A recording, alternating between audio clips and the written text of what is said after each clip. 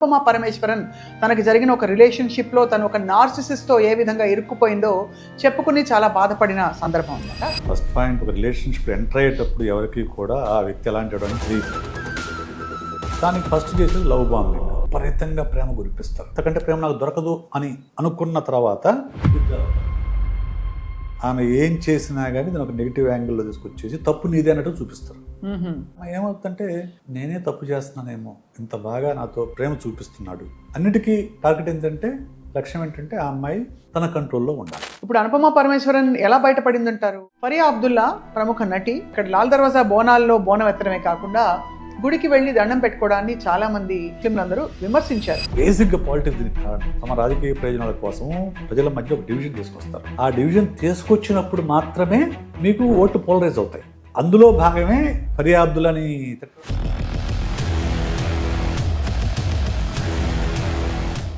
Hello and welcome to Suman TV. ఈ మధ్య cinema తారలు వాళ్ళ వ్యక్తిగత భావాలని కూడా బయట పెడుతున్నారు. వాళ్ళకి జరిగిన కొన్ని సంఘటనల గురించి కూడా ప్రస్తావిస్తున్నారు పబ్లిక్ గా. తాజాగా మనం చూసాం, అనుపమ పరమేశ్వరన్ తనకి జరిగిన ఒక రిలేషన్షిప్ లో తను ఒక నార్సిసిస్ట్ తో ఏ విధంగా ఇరుక్కుపోయిందో చెప్పుకుని చాలా బాధపడిన సందర్భం అన్నమాట. ఇవాళ అసలు ఎందుకు ఇంటెలిజెంట్ గా ఉండే మహిళలకు కూడా ఇలాంటి ఎక్స్పీరియన్సెస్ అవుతాయి అనే ఒక ప్రశ్నకి సమాధానం దానికి లేదు. బట్ మనతో పాటు విశేష్ గారు ఉన్నారు, ప్రముఖ కౌన్సిలింగ్ సైకాలజిస్ట్ అండ్ జీనియస్ వ్యవస్థాపకులు. ఆయనతో మాట్లాడదాం, అసలు మనిషిని ఎలా అసెస్ చేయాలి రిలేషన్షిప్లో. Sir, welcome sir. Is this possible అసలు to assess a person in a relationship? Because అందరూ ఎవడెళ్ళమన్నాడు, నీకు తెలీదా, ఆ మాత్రం చూడలేకపోయావా? ఎవరికి తెలియదండి. ఫస్ట్ పాయింట్, ఒక రిలేషన్షిప్ ఎంటర్ అయ్యేటప్పుడు ఎవరికి కూడా ఆ వ్యక్తి ఎలాంటి వాడు అని తెలియదు. రైట్. కానీ రిలేషన్షిప్ వెళ్ళిన తర్వాత తెలుస్తుంది ఎవరికైనా కానివ్వండి. ఎందుకంటే మనము ఒక అబ్బాయినైనా అమ్మాయినైనా చూసినప్పుడు మనకు కనిపించేది వాళ్ళ రూపం, అంతే. అవును, రూపం. ఆ రూపం వెనక ఏం దాగుంది అనేది ఎలా తెలుస్తుంది? తెలియదు. ఎవరైనా కానీ ఒక రిలేషన్షిప్ వెళ్ళాలనుకున్నప్పుడు ఇనీషియల్ గా కొంత జర్నీ చేయడం మంచిదని నా అడ్వైజ్. అప్పుడు మీకు తెలుస్తారు. ఎందుకు ఎస్పెషల్లీ ఒక వ్యక్తి తన స్థాయి వాళ్లతోనూ తనకంటే పై వాళ్లతోనూ ఎలా బిహేవ్ చేస్తాడంటే, ఎవరైనా కానీ మంచిగానే బిహేవ్ చేస్తారు. తనకంటే తక్కువ వాళ్ళు ఎలా బిహేవ్ చేస్తాడో ఆ వ్యక్తి యొక్క నిజమైన పర్సనాలిటీ బయటపడుతుంది. అది నిజమైన పర్సనాలిటీ. ఇది చాలా పెద్ద కొండ గుర్తు. అది నిజమైన కొండ గుర్తు. అది అంటే నీ ఆఫీస్లో నీ కాఫీ తీసుకొచ్చే బాధ్యత నువ్వు ఎలా మాట్లాడుతున్నావు, లేదా నీ డ్రైవర్తో నువ్వు ఎలా మాట్లాడుతున్నావు, this shows your real personality. అది కొంత ఆ వ్యక్తితో ఒక 1-2 వీక్స్ మనం గడిపినా కానీ మనకు అర్థమైపోతుంది ఎవరిని ఎలా ట్రీట్ చేస్తారు. ఇది ఒక కొండ గుర్తు. ఇవి కాకుండా మీరు అనుపమ పరమేశ్వరన్ తాలూకు విషయం చూసారా? చూసాను. What happen to her? తను ఎందుకు అంత బాధలోకి వెళ్ళిందంటారు? తను సెలబ్రిటీ, ఫిల్మ్ స్టార్. ఆ వ్యక్తి పేరు ఎవరనేది చెప్పలేదు, తను ఎవరు అవతల వ్యక్తి ఎవరని చెప్పలేదు తను. అవును. కానీ నేను 2 years పాటు ఈ రిలేషన్లో ఉన్నాను, నాకు అపరిచితుడు కనిపించాడు అని చెప్పింది. సో ఇలాంటి అపరిచితుడు క్యారెక్టర్లు నేను కూడా ఈ మధ్య నా కేసెస్లో 2-3 కనిపించాయి. అంటే అపరిచితుడు బారిన పడ్డా. ఎందుకు అసలు ఎక్కడి నుంచి వస్తున్నాడు? స్ప్లిట్ పర్సనాలిటీ సార్ అది? స్ప్లిట్ పర్సనాలిటీ అని చెప్పలేమండి. అక్కడ ఆమె చెప్పింది కానీ అలా స్ప్లిట్ పర్సనాలిటీ కాదు. ఆమె చెప్పింది నార్సిస్టిక్ పర్సనాలిటీ డిజార్డర్ ఉన్న వ్యక్తి గురించి చెప్పింది. నార్సిస్టిక్ అంటే ఏంటి? బేసిక్గా నేను తప్ప ఎవరూ లేరు. ఫస్ట్ పాయింట్, నాకు నేనే ముఖ్యం అనుకునే వ్యక్తి నార్సిస్టిక్. దానికి తోడు వీళ్ళు ఏమవుతుందంటే, ఈ కొంచెం ఆ నార్సిస్టిక్కి కొంచెం డబ్బు, హోదా ఇవన్నీ వచ్చేసాయి అనుకోండి. నేను సర్వసా చక్రవర్తిలో మమ్మల్ని ఎవరు నో చెప్పకూడదు, లేకుంటే మమ్మల్ని ఎవరు కాదనకూడదు అనే ఒక ఈగో, ఇన్ఫ్లేటెడ్ ఈగోలోకి వెళ్ళిపోతారు. వెళ్ళిపోయిన తర్వాత మేము ఏం చెప్పినా రైటే అనుకుంటారు. ఆ నేపథ్యంలో అమ్మాయిలు కొంచెం ఇండిపెండెన్సీ ఉన్న అమ్మాయి కనిపించినా కానీ తనని ఎలా లొంగ తీసుకొని ఆలోచిస్తారు. దానికి ఫస్ట్ చేసేది లవ్ బాంబింగ్. మీకు విపరీతంగా ప్రేమ గురిపిస్తారు. ఓహో, విపరీతంగా లవ్ బాంబింగ్. ఇంకా అసలు ఇంతకంటే ప్రేమికుడు నా జీవితంలో కనిపించినట్లుగా చూపిస్తారు ప్రేమని. రైట్. చూపించి ఆ అమ్మాయి ఆ ప్రేమకి పూర్తిగా అర్థం చేసుకుని ఇతను తప్ప ఇంతకంటే ప్రేమ నాకు దొరకదు అని అనుకున్న తర్వాత విత్డ్రాల్ అవుతారు. వాళ్ళు అక్కడి నుంచి. ఎందుకు అవుతారు అలాగా? ప్రేమ ఎవరైనా ఎంతకాలం గురిపిస్తారండి అట్లాగా? అంటే అది కావాలని చేస్తుంది, తెలిసి చేస్తారు. అని విత్డ్రా అవుతాడు. విత్డ్రా అయినప్పుడు ఈ అమ్మాయి వెంట పడుతుంది అతని వెంట. ఎందుకంటే నా ప్రేమ కావాలి కదా, అవును, ఇంతకాలం అనుభవించిన ప్రేమ కావాలి కదా, ఈ అమ్మాయి వెంట పడుతుంది. తర్వాత ఇంకా మ్యానిపులేషన్ మొదలవుతుంది. దేనికోసం మ్యానిపులేషన్? తన కంట్రోల్లో ఉండాలి, అంతే. కంట్రోల్లో ఉంచుకోవడం కోసం మ్యానిపులేషన్, అంతే. తన కంట్రోల్లో ఉండాలి, తను చెప్పింది వినాలి.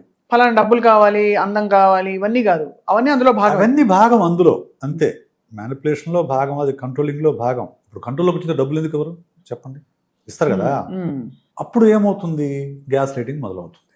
గ్యాస్ లైటింగ్ అంటే ఆమె ఏం చేసినా కానీ దాని ఒక నెగిటివ్ యాంగిల్లో తీసుకొచ్చేసి తప్పు నీదే అన్నట్టు చూపిస్తారు. అది గ్యాస్ లైటింగ్. తప్పు నీదే నా అంటే ఆమె ఏమవుతుందంటే నేనే తప్పు చేస్తున్నానేమో, నా వైపు నుంచే తప్పు ఉందేమో, తను ఇంత బాగా ఎక్స్ప్లెయిన్ చేస్తున్నాడు, ఇంత బాగా నాతో ప్రేమ చూపిస్తున్నాడు. ప్రేమ మళ్ళీ చూపించకుండా ఉండరు, ప్రేమ చూపిస్తారు. ఒకవేళ ఈ అమ్మాయి మళ్ళీ విత్డ్రా అవుతాడు, మళ్ళా తను కనుక మళ్ళీ ఈ అమ్మాయి కొంచెం ఏదైనా అగ్రెసివ్ ఉందనుకోండి, మళ్ళా అమ్మాయి బతిలాడతాడు. ఆ రిలేషన్షిప్ లో తన్ని మెయింటైన్ చేయడానికి చేస్తారు. ఆ రిలేషన్షిప్ లో అమ్మాయి ఉండడం కోసం తను ఏమైనా చేస్తాడు. అల్టిమేట్ గా ఏంటి, ఎలా చేసినా ఇప్పుడు అమ్మాయి మీద కోపగించుకున్నా, బ్లేమ్ చేసినా, బతిలాడుకున్నా, కాళ్ళు పట్టుకున్నా, అన్నిటికీ టార్గెట్ ఏంటంటే, లక్ష్యం ఏంటంటే ఆ అమ్మాయి ఆ రిలేషన్షిప్లో ఉండాలి, తన కంట్రోల్లో ఉండాలి. రైట్. దానికోసం ఏమైనా చేస్తారు. అది ప్రాబ్లం ఎక్కడంటే, అసలు వాళ్ళు ఒక రిలేషన్షిప్లో ఇంత సఫర్ అవుతున్న విషయం కూడా అమ్మాయికి తెలియదు. అన్కాన్షియస్ సఫరింగ్ ఉంటుంది, బయటపడ్డాక అర్థమవుతుంది తనకి. అసలు నేను చాలా హ్యాపీగా ఉన్నాను అనుకుంటూ ఉంటుంది, అది ఎప్పుడు ఓవర్ పీరియడ్ ఆఫ్ టైం తనకు లోపల సఫరింగ్ అనేది పెరిగిపోతూ ఉంటుంది. చాలా తక్కువ మంది బయటపడతారు. ఈ లూప్ లో ఇరుక్కున్నవాడు చాలా ఎందుకు మైండ్ కన్ఫ్యూజ్ అయిపోతూ ఉంటుంది. ఆ చూపించిన మంచి ఏమిటి, మళ్ళీ హారాస్మెంట్ ఏంటి, చూపించిన మంచి ఏంటి, ఈ పక్కన హెరాస్మెంట్ ఏంటి, ఇందులో ఏది కరెక్టు, ఏది నిజం అని అనుకునే లోపు వాళ్ళు ఎలా మ్యానిపులేట్ చేస్తారంటే, నా కోపానికి నువ్వే కారణం, నువ్వు ఇలా చేసావు కాబట్టి నేను కోపడ్డాను అంటే ఆమె ఏమనుకుంటుంది, నిజమే నా బిహేవియర్ బాగాలేదు, అందువల్లనే ఆయన కోపడతాను నా మీద, లేకుంటే నేను చాలా ప్రేమగా చూసుకుంటాను. సో అలాగా వాళ్ళు టోటల్గా కంట్రోల్లో పెట్టుకుంటారు. నాకు ఈ మధ్య ఇలాంటి ఒక కేసు వచ్చింది. They married for 7 years, okay, and they had sex only for 2 months, only for child. అది అయిపోయిన తర్వాత అతను ఇంకా మళ్ళా నో సెక్స్. ఆ అమ్మాయి ఆ విషయం ప్రస్తావిస్తే, సహజంగా అది బేసిక్ నీడ్ కదా, ప్రస్తావిస్తే అతను అవన్నీ ఎవరో ఏదో రాస్తూ ఉంటారు, అది లేకపోయినా మనం బాగున్నాం కదా, this is real life.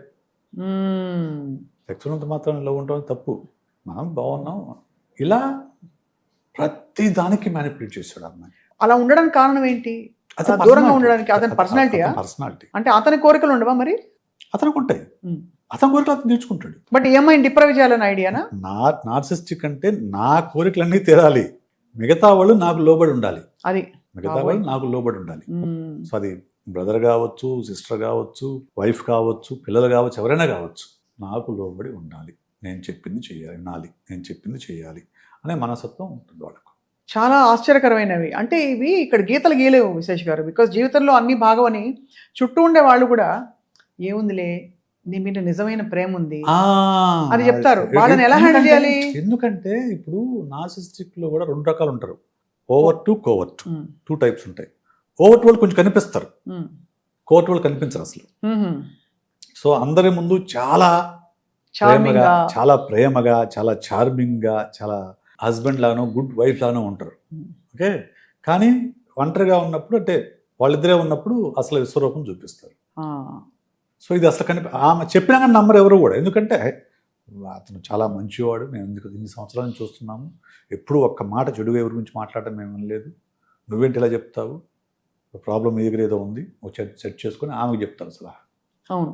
So అది ఇంకా హారిబుల్ సిచ్యువేషన్, ఎందుకంటే వాళ్ళ నిజం ఏమిటో వాళ్ళ వాస్తవికత మారిపోతుంది. వాళ్ళ మీద డౌట్ వస్తుంది. ఫస్ట్ వాళ్ళు చేసేదే అది, తన మీద తనకి డౌట్ వచ్చి తన కన్ఫ్యూజ్ స్టేట్లో ఉండేలాగా చేస్తారు. ఇది ఎక్కడ సాడిజం అండి బాబోయ్. ఇప్పుడు అనుపమ పరమేశ్వరన్ ఎలా బయటపడింది అంటారు? అంటే మీరు గ్రహించిన దాన్ని బట్టి ఏమవుతుందంటే అండి, ఒక హౌస్ వైఫ్ కానీ, ఒక ఎంప్లాయీ కానీ ఉండే ఎక్స్పోజర్ వేరు, ఒక ఫిల్మ్ యాక్ట్రెస్ ఉండే ఎక్స్పోజర్ వేరు. అవును, right. Film actress different people interact different places తిరుగుతూ ఉంటుంది. నీకు ఎక్స్పోజర్ పెరిగే కొద్దీ తనకు వాస్తవానికి తన ఉన్న రిలేషన్షిప్కి మధ్య డిఫరెన్స్ అనేది తనకు కనిపిస్తుంది. వేరే ఒక హౌస్ వైఫ్కి ఎక్కడ కనిపిస్తుంది? ఇప్పుడు వాళ్ళకి ఎక్స్పోజర్ తక్కువ కదా. ఈవెన్ ఒక ఎంప్లాయీ అయినా కానీ ఆఫీసు ఇల్లు తప్ప ఎక్కడికి వెళ్తారు, వాళ్ళు ఎక్కడికి వెళ్ళరు కాబట్టి వాళ్ళకి తన నుంచి బయటపడే అవకాశాలు తగ్గుతాయి. అనుపమ పరమేశ్వరన్ బహుశా డిఫరెంట్ పీపుల్ ఇంటరాక్ట్ కావడం కావచ్చు, డిఫరెంట్ కైండ్ ఆఫ్ రిలేషన్షిప్ తను చూడడం వల్ల కావచ్చు, ఎక్స్పోజర్ వల్ల నేను ఏదో ఎక్కడో తప్పు చేస్తున్నాను అనే ఒక ఇంట్రాస్పెక్షన్లోకి వెళ్ళి తను దాని నుంచి బయటపడి బోల్డ్గా తను ఎక్స్ప్రెస్ చేస్తుంది. That is important. మనం మాట్లాడుకుంటే చూసేవాళ్ళు వేరు స్వప్న గారు, మనం మాట్లాడుకుంటే వేలల్లో చూస్తారు. అదే అనుపమ పరమేశ్వరన్ మాట్లాడారనుకోండి లక్షల్లో చూస్తారు, కోట్లలో చూస్తారు వాస్తవం కదా. సో అందువల్ల ఇటువంటి మెంటల్ హెల్త్ ఇష్యూస్ గురించి కానివ్వండి, రిలేషన్షిప్ ఇష్యూస్ గురించి కానివ్వండి, ఒక సెలబ్రిటీ మాట్లాడినప్పుడు దానికి వచ్చే క్రెడిబిలిటీ వేరు. వాస్తవం ఖచ్చితంగా. అందువల్ల అనుపమ పరమేశ్వరన్ బయట రావడం చెప్పడం వల్ల మనకు కూడా నార్సిస్టిక్ పర్సనాలిటీ డిజార్డర్ ఉన్న వాళ్ళు రిలేషన్షిప్లో ఉంటే ఇంత కష్టంగా ఉంటున్న విషయం మనం అందరికీ అర్థమైంది, కామన్ మ్యాన్కి కూడా అర్థమైంది. That is good. I'm thankful to her. ఖచ్చితంగా సార్. అంటే ఇప్పుడు మరి ఇది నార్సిసిస్ట్ అని ఇతను వీళ్ళు నార్సిసిస్ట్, ఈ అమ్మాయి నార్సిసిస్ట్, ఇతను నార్సిసిస్ట్ అని ఎలా గుర్తిస్తారు? అండ్ యూజువల్లీ ఇది ఎక్కువ లవ్ రిలేషన్షిప్స్లో భార్యాభర్తల బంధాల్లోనే ఇలాంటివి ఎందుకు బయటపడతాయి? ఇప్పుడు తల్లి కొడుకులు నార్సిసిస్ట్ ఉంటారా వాళ్ళు కూడా? ఉంటారు. ఇప్పుడు నేను మీ సెంట్రిక్గా ఉండేవాళ్ళ నార్సిస్టిక్ అని చెప్పండి. అంటే నార్సిజం అనేది కూడా తప్పు అని కూడా నేను చెప్పను. మళ్ళా అది పూర్తిగా తప్పు అని కాదు. ప్రతి ఒక్కళ్ళు తనను తాను ప్రేమించుకుంటారు. అవును, రైట్. ఉదయం లేవగానే అద్దం చూసుకున్నప్పుడు నా ఫేస్ నాకు నచ్చకపోతే నేను బతకలేనండి. ఎవరో బతకలేరు. రైట్. మన ఫేస్ ఎలా ఉన్నా మనకు నచ్చుతుంది. ఎందుకు? అది నేను కాబట్టి. అవును, రైట్. ఇది ఈ మాత్రం ప్రేమ అందరికీ, సెల్ఫ్ లవ్ అందరికీ ఉంటుంది. లీడర్స్లో ఇంకొంచెం ఎక్కువ సెల్ఫ్ లవ్ ఉంటుంది. కరెక్ట్. ఎనీ పొలిటికల్ లీడర్ తీసుకుంటే, సినిమా యాక్టర్లో కూడా వాళ్ళ సెలబ్రిటీస్ కాబట్టి మనకు ఎక్కువ మంది వాళ్ళని ఇష్టపడతారు కాబట్టి వాళ్ళకు నేను చాలా గొప్పవాడిని అనే ఫీలింగ్ ఉంటుంది. నార్సిసిజం లేకపోతే లీడర్ కాలేడు. First point.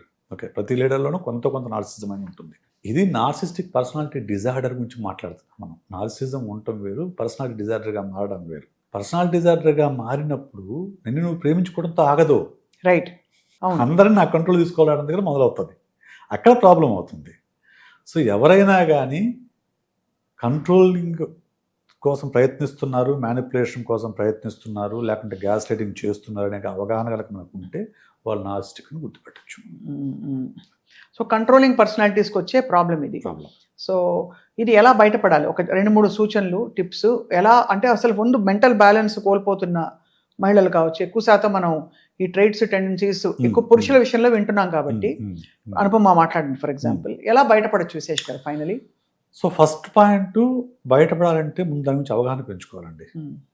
అంటే what is narcissistic personality, what is narcissistic personality disorder, వీళ్ళు ఎలా బిహేవ్ చేస్తారని అవగాహన పెంచుకుంటే ఏమవుతుందంటే వాళ్ళన్న ప్రతి మాటని మనం పాజిటివ్గానో నెగిటివ్గానో తీసుకొని వర్రీ అవ్వకుండా ఉంటాం. ఫస్ట్ పాయింట్ అది. అంటే ప్రేమిస్తే పొంగిపోవడం కాదు, ఏదైనా మాట అంటే కృంగిపోవడం కాదు, ఒక వాళ్ళకి మళ్ళీ అటాక్ వచ్చింది, ఎలా అయితే మనిషికి ఫిట్స్ వస్తాయో అట్లా వచ్చింది. ఓ మ్యానిపులేట్ చేస్తున్నాడా? ఇప్పుడు మ్యానిపులేట్ చేస్తున్న మనం తెలిసినప్పుడు మనం దానికేం పెద్దగా సరెండర్ కాము. అవును. Okay, is trying to manipulate, okay let him అన్నప్పుడు మనం కూడా గేమ్ లాగా చూడవచ్చు దాన్ని. రైట్. ఫస్ట్ అవగాహన పెంచుకోవాలి. రెండోది, వాళ్ళ మాటలకు రియాక్ట్ అవ్వకుండా ఉండడం నేర్చుకోవాలి. వీలైతే ఒకవేళ బయటకు రాగలిగిన రిలేషన్షిప్ అయితే దాని నుంచి బయట రావడానికి ప్రయత్నం చేయాలి. With help of mental health professional or counsellor or psychologist or clinical psychologist కలిసి ఇది నా సిచ్యుయేషన్, దీని నుంచి ఎలా బయట రావాలి, ముందు నన్ను నేను ఎలా ప్రేమించుకోవాలి. వాళ్ళు ఆ ప్రేమ కూడా కోల్పోతారు ఆ రిలేషన్షిప్లో ఉన్నవాళ్ళు. ఎందుకంటే నువ్వు వేస్ట్, నువ్వు ఎందుకు ప్రేమ అని అంటూ ఉంటారు. సో ఇవన్నిటి నుంచి హెల్ప్ తీసుకొని దాని నుంచి బయట రావాలి. Right sir. Finally one last question. చుట్టూ ఉండేవాళ్ళు యూజువల్లీ ఇలాగా ఎస్పెషల్లీ స్పౌజల్ బాండ్స్లో ఉన్నవాళ్ళు చుట్టూ ఒక తల్లి పాత్ర, ఒక చెల్లి పాత్ర ఇవన్నీ ఉంటారు నార్సిసిస్ట్కి, పురుషులకి ముఖ్యంగా. వాళ్ళు వీళ్ళని గ్యాస్ కొడుతూ, వీళ్ళని విపరీతంగా ప్రోత్సహిస్తూ, నువ్వు ఇంద్రుడు చంద్రుడు అని చెప్తూ వాళ్ళ అది పోషించడమే కాకుండా అవతల వాళ్ళు ఎవరైతే అవస్థపడుతున్నారో వాళ్ళ పెయిన్ని తగ్గించి నువ్వు అనవసరంగా ఎక్కువ ఊహించుకుంటున్నావు అనో దాన్ని చులకన చేస్తారు. ఇప్పుడు నార్సిసిజం అనేది, ఇప్పుడు సపోజ్ ఒక నార్సిస్టిక్ ఉన్నాడు అనుకోండి, అది అందరి పట్ల ఒక రకంగా ఉన్నాడు కదా. అవును. తల్లి పట్ల ఒక రకంగా ఉంటాడు, చెల్లి పట్ల ఒక రకంగా ఉంటాడు, భార్య పట్ల ఇంకో రకంగా ఉంటాడు. ఎవరు సఫర్ అవుతున్నారో వాళ్ళకి మాత్రమే సఫరింగ్ తెలుసు. తల్లికి తెలిసి ఉండకపోవచ్చు, చెల్లికి తెలిసి ఉండకపోవచ్చు. వాళ్ళకి ఎలా, వాళ్ళు ఏమనుకుంటారు, అతను చెప్పి నిజం అనుకుంటారు. అవును. సో సఫరర్కి మాత్రమే అతని నిజ స్వరూపం తెలుస్తుంది. కాబట్టి సఫర్ ఎవరైతే ఉన్నారో వాళ్ళు మాత్రమే కొంచెం నాలెడ్జ్ పెంచుకొని, అవసరమైతే ప్రొఫెషనల్ హెల్ప్ తీసుకొని దాని నుంచి బయటకు రావడం మంచిది.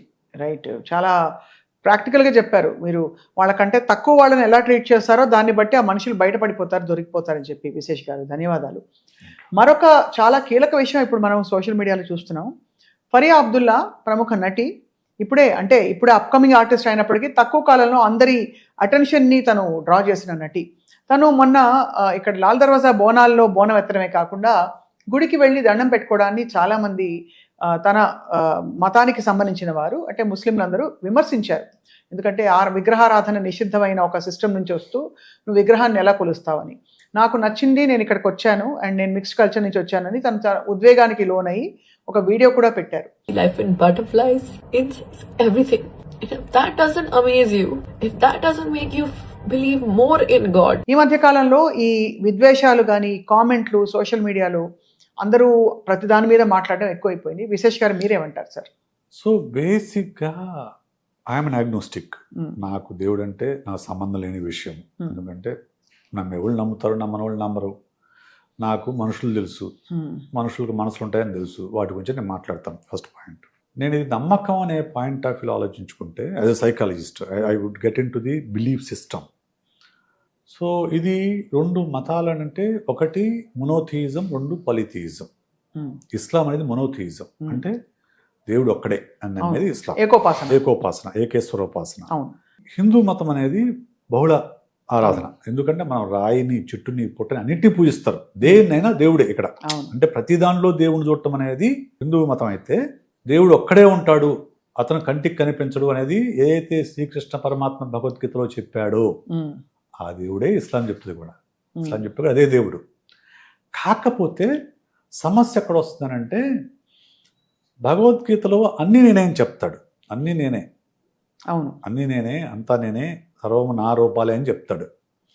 ఇక్కడ అల్లా తప్ప వేరే దేవుడిని పూజించకూడదని చెప్తారు. అవును, దాని పట్ల కొంచెం వాళ్ళు స్ట్రిక్ట్గా ఉంటారు ఆ పూజించడం పట్ల. కానీ నాకు నవ్వొచ్చేదంటే నిజంగా వీళ్ళు చూసినప్పుడు అల్లా అంటే అర్థం దేవుడు, యెహోవా అంటే అర్థం కూడా అదే, భగవాన్ అన్న అర్థం అదే. భాష మారింది కాబట్టి పదం మారింది, మీనింగ్ ఒకటే. కాకపోతే వీళ్ళు దాన్ని అంత అర్థం చేసుకునేంత తెలివితేటలు ఉండవు కదా. బేసిక్గా ఎనీ మతం భక్తి అనేది మూఢత్వంతో ఉంటుంది. ఇప్పుడు ఏమవుతుంది, ఒక ముస్లిం వెళ్ళి ఆమె అమ్మాయి చెప్పింది వాళ్ళ ఫాదర్ బార్న్ హిందూ అదే, బట్ లేటర్ ఈ కన్వర్టెడ్ టు ఇస్లాం. అవును, అది ఆయన ఇష్టం, ఆయనకు నచ్చింది, ఆయన కన్వర్ట్ అయ్యాడు. అవును.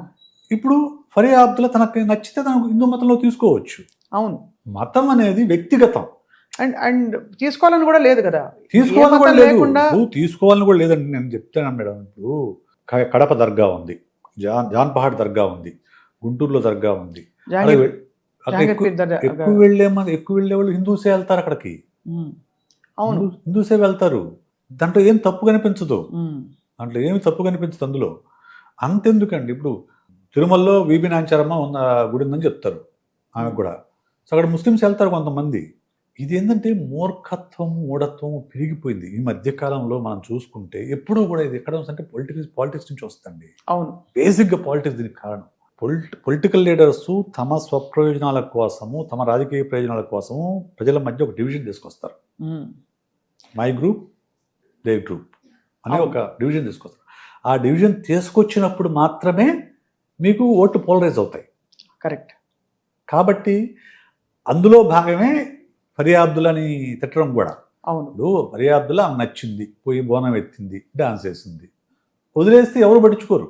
అవును, వదిలేసి పట్టించుకోరు. కానీ దాన్ని నువ్వు హరామనో ఇంకోటనో ఒకవైపు నుంచి ముస్లిమ్స్, ఇంకోవైపు నుంచి నువ్వు ముస్లిం పోయి మా బోనం ఎట్లా ఎత్తావు అని చెప్పేసి ఇటువైపు నుంచి హిందూస్ అంటే మొత్తం మాట్లాడలేను, నాయకులు లేకుంటే ఆ పిచ్చ ఉన్న వాళ్ళు చేసే, అంటే రెండు వైపులా తీవ్రమైన మనస్తత్వం వాదన ఉండేవారు అలా మాట్లాడారు. అంటే ఇలాగే ఉండాలి అనే ఒక పట్టుదల ఉన్నవాళ్ళు.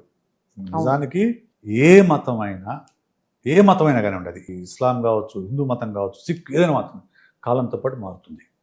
మారకుండా ఉండే ప్రసక్తే లేదు. ఇప్పుడు ఇస్లాంలో బైబిల్ అదే ఖురాన్లో చెప్పింది మారదు అని అంటారు. మారదు అని అన్నా కానీ సూఫీ వచ్చింది. ఇస్లాం నుంచి సూఫీ వచ్చింది కూడా. ఇస్లాం దర్గాలు వచ్చాయి, వాటిని 100 మంది, 1000 మంది, కోట్ల మంది పూజిస్తున్నారు. అంటే దాదాపు అక్కడ పూజ చూస్తే ఒక ఆరాధన జరిగినట్టే ఉంటుంది. నేను వెళ్ళాను అక్కడ, అది ఫతేపూర్ సిక్రీ, ఆగ్రా దగ్గర పెద్ద దర్గా ఏదో ఉంది, అక్కడ వెళ్ళాను.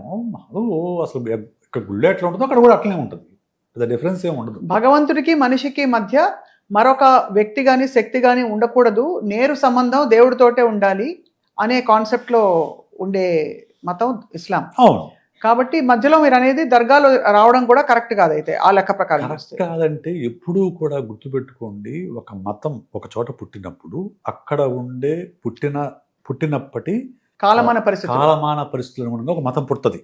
అక్కడ దాన్ని బట్టి రూల్స్ అండ్ రెగ్యులేషన్స్ వాళ్ళు ఫ్రేమ్ చేసుకుంటారు. అవును. ఆ మతం అక్కడి నుంచి ఎక్స్పాండ్ అయ్యేటప్పటికి దానికి రూపురేఖలు మారిపోతాయి.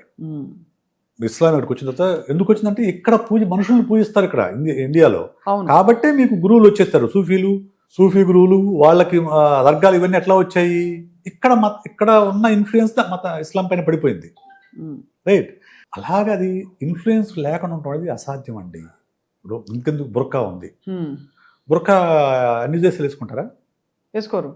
మరి ఎందుకు కొన్ని దేశాలు వేసుకుంటారు? నిజంగా ఒకవేళ అది ఖురాన్లోనే ఉంటే అన్ని దేశాలు వేసుకోవాలిగా.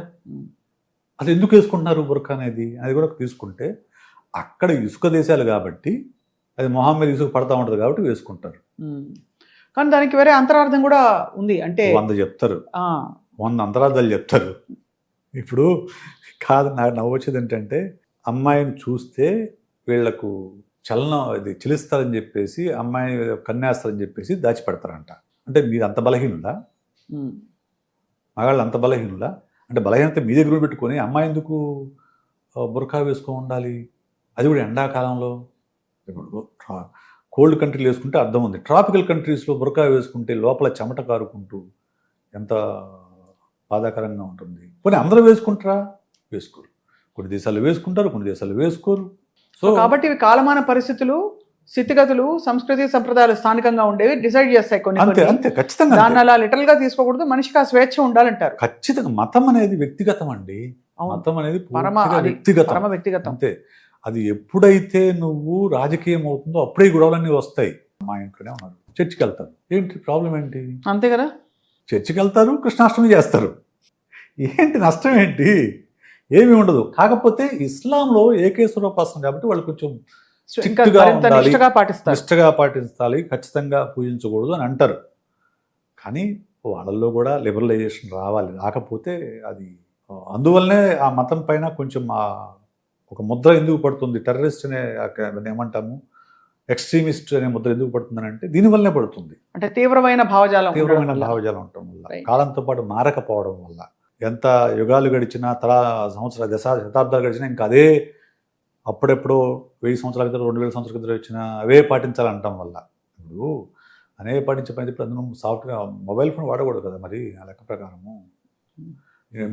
మీ మసీదులో లైట్లు పెట్టుకోకూడదు కదా, కాగడాలు వెలిగించుకోవాలి కదా.